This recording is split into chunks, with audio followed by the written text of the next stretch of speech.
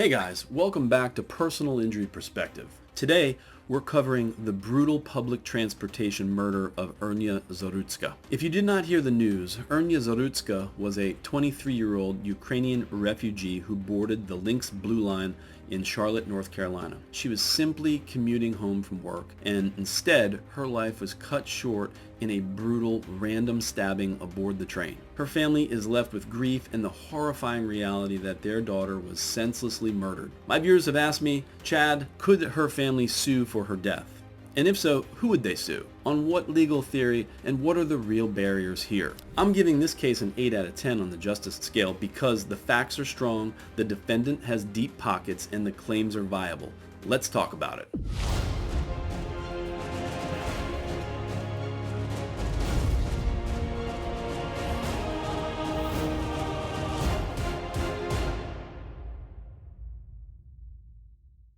Here's what we know. On the evening of August 22, 2025, Irnya boarded the Lynx Blue Line at the East-West Boulevard station. She sat in a rail car, unaware that approximately 4 minutes later she would be attacked from behind by another passenger, 34-year-old DeCarlos Brown Jr. He rose, pulled out a knife, and stabbed her 3 times, 1 time in the neck, killing her. Brown did not have a valid ticket when he boarded, according to sources that I have read. Surveillance footage confirmed no transit security officer was present in the car at the time of the attack. And the bigger picture is that for months or years, the transit operator Charlotte Area Transit System, or CATS, had been flagged for staffing shortfalls in its security contract. In fact, in the state auditor's review, they found the number of armed guards drop from around 68 in 2018 to 2019 to 39 by 2025, despite rising contract spending. In the wake of this tragedy, the North Carolina state auditor launched a probe examining CAT's safety and security contracts. That's in the news. But meanwhile, the victim's family has publicly stated that they believe there were lapses in security protocols and failures within the public transportation system. And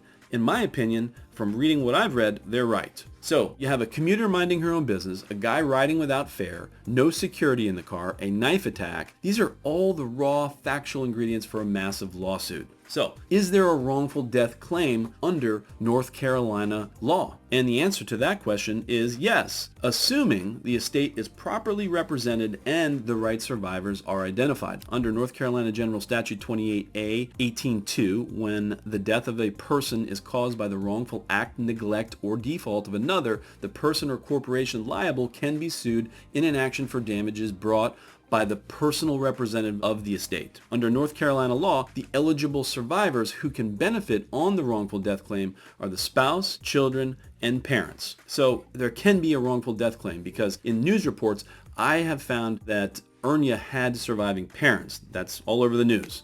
Thus, at minimum, those surviving parents would have a claim. And the damages in this case are potentially massive. Lost future earnings, she was young, she's working, studying English, loss of companionship, comfort, services, funeral and medical expenses, and the survival component. What could she have claimed or earned if she lived her entire life out? Let's talk about the defendants in the case. CATS is a publicly funded train system according to the website. However, it's operated by RATP Dev, which is a massive multinational corporation. Because the transit system is a public entity, suing it alone raises immunity and damage caps, which are issues of governmental immunity under North Carolina. A wise attorney would target the private operator or contractor RATP Dev who runs the system to avoid the caps. And if you look at the various sources online, it is 100% clear that RATP DEV manages the day-to-day operations of the train, therefore it is primarily liable here. And for this reason, under Evans v. Housing Authority of Raleigh, 2004, since RATP exercises independent discretion, hires its own staff, and controls the day-to-day operations, it cannot claim immunity. So we have a very viable defendant here, which is excellent news for Irnya's family. So how do we get to a settlement or judgment under North Carolina law? In North Carolina, negligent security claims are a subset of premises liability. More specifically, the owner or operator of a premises owes a duty of care to lawful visitors to provide reasonably safe conditions. To win a negligent security claim, you must show, number one, duty, or a duty to Irnya. As a passenger on the Lynx Blue Line bus, Irnya was a lawful visitor. Therefore, a duty was owed to her for her to have a safe ride. Breach of the duty. Did CATS, RATP, did they breach the duty? Evidence shows that the attacker boarded without paying. No security officer was in the car. Clearly his bag was not checked. He carried on a knife, and the transit system had admitted staffing problems in its security contract, i.e. the North Carolina State Auditor flagged that the number of armed guards dropped significantly into 2025. Foreseeability and notice has to be proved. CATS and RATP DEV, they definitely could foresee this. According to publicly available sources online, there were prior instances of assaults on CATS buses and trains. In fact, an August incident preceded this one. An auditor cited recent lawlessness and violence on Charlotte's public transportation. Also, fare evasion was frequent, and boarding without a ticket was not uncommon on these trains. So causation. Did it cause her death? We have that here. Yes, the lack of visible security presence, no fare check that allowed the attacker to access the bus. Had there been better patrols, fare enforcement, turnstiles or guards, maybe even searching the bags, the assault, more than likely not would have been prevented or deterred. In the transit system context, courts are going to ask, was the risk of assault foreseeable in that system? They're going to look at things like screening and turnstiles.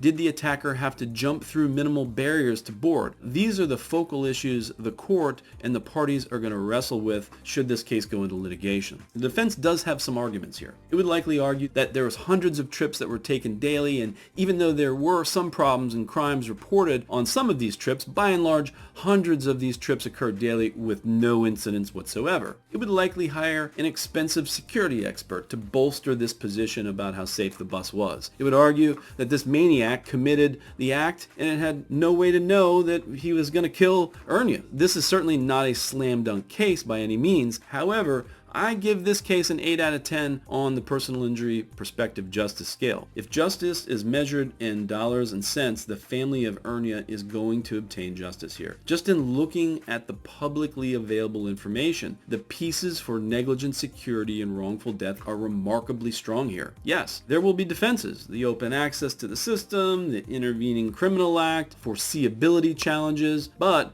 the public audit findings and the media exposure tilts the balance towards the plaintiff, especially right now in the preliminary stages.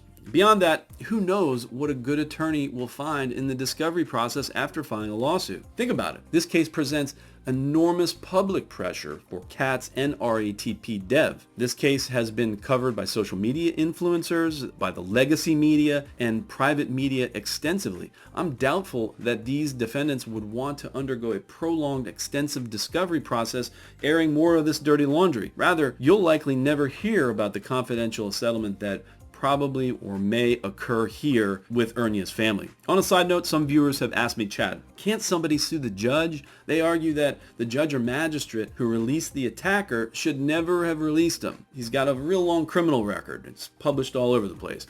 I have been asked, can this judge or magistrate be sued for letting this dangerous person roam free? The short answer is that North Carolina and most other places, or actually every other place, the answer to that's no.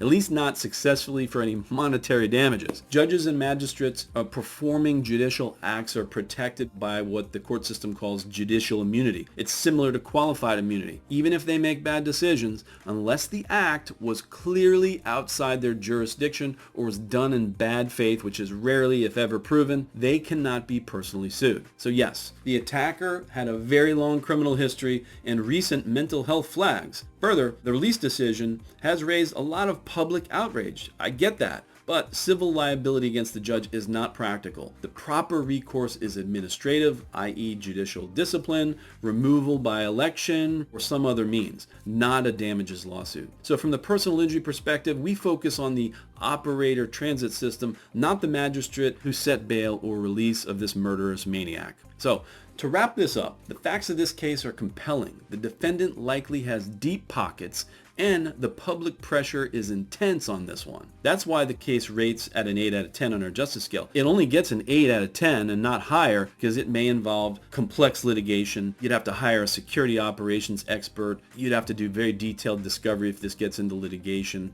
on the fare enforcement, the guard staffing, and also there's governmental immunity hurdles, there's causation challenges, but make no mistake, this is a case with real bite. So what do you think about this one, guys? Let me know your comments below. below. Let me know what you think. I mean, do you think that the judge should get sued in something like this? I mean, do you think that Irnya's family has a good case? This has been Personal Injury Perspective. If you found this breakdown helpful, follow along as we continue to look at whether victims in high-profile cases like this one can truly obtain justice. Be safe out there, and don't forget to like, subscribe, and comment. I will see you on the next episode of Personal Injury Perspective.